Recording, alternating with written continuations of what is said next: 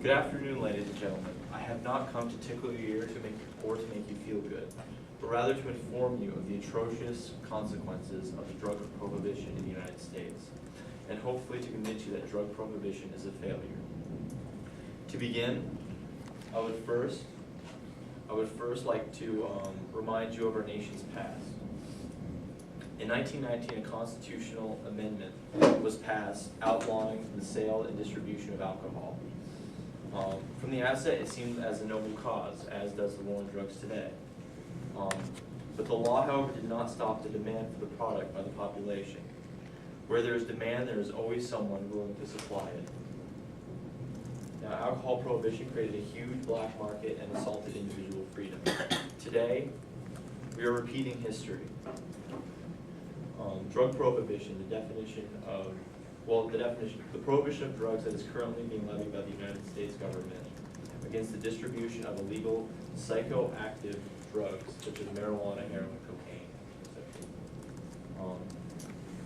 The war on these substances has caused even worse problems, such as it has created a black market, it has made drugs more available, cheaper, and purer than ever before, and it has assaulted and eroded individual freedom in the United States. Now, to define what a black market is an economic activity that takes place outside of government-sanctioned channels. A black market allows for larger profits for people who are willing to break the laws. Drug trafficking is a $400 billion a year industry, and that is according to the Drug Policy Alliance. Due to the money being made from illegal drugs, it pays more for a poor inner city kid to become a drug dealer rather than get a low-paying job at McDonald's. And according to Judge Jim Gray, we are recruiting the children to be drug dealers in the Bronx and in boroughs all across the nation due to the drug money that we are creating, due to prohibition. These are the consequences of the black market: a large profit for people willing to break the law, and a drastic rise in drug-related crimes. McDonald's.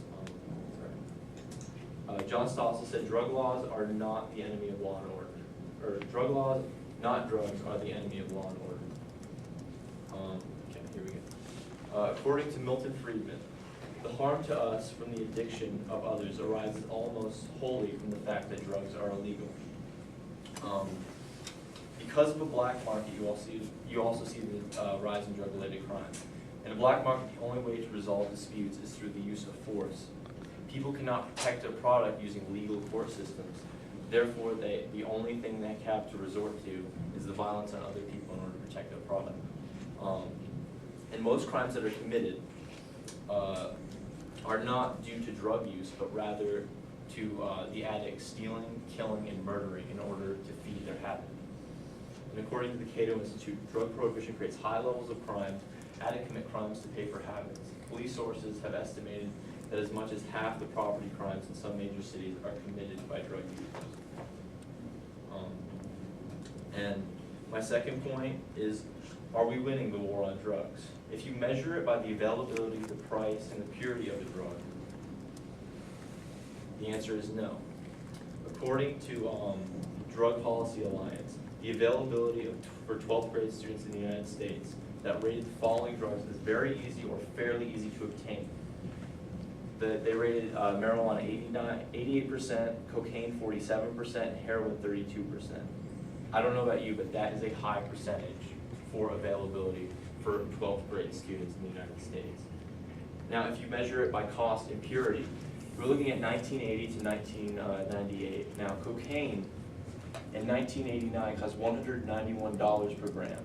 Today, or not today, but in 1998, it cost $44 per gram. The purity was 59% in 1980. The purity in 1998 was 65%. Heroin's the same exact thing. It's 600 times cheaper in a span of 18 years due to, and this is mainly due because drug prohibition. Beforehand, drugs were expensive and they weren't as pure. Now they're purer than ever and they're almost as cheap as anything else you can buy. And then the last point is your freedom. Now, this is the moral issue. Drug use is not drug use is a moral issue. Why do we use drugs? simply because they work. They do what you want them to do. It is your life. You have the right to do whatever you want with your own body, provided you do not harm someone else. Now, the question of drugs is the ability to control your own mind. That's what drugs do. They're a mind-altering substance. If you cannot control your own mind, then who holds the power to do that? You or your government? And to quote Abraham Lincoln, prohibition goes beyond the bounds of reason, in that it attempts to control a man's appetite by legislation and makes crimes out of things that are not crimes.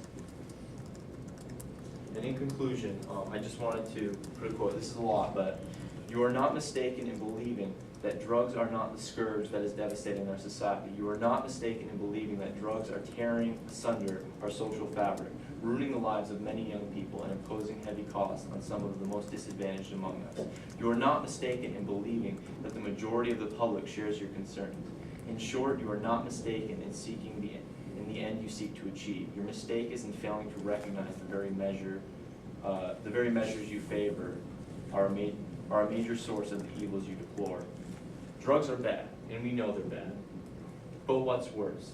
Making them cheaper and purer so young kids can get them, by drug prohibition, or allowing people to make up their own minds and do what they want with their own bodies, which has proven that makes drugs more expensive and less pure. Thanks.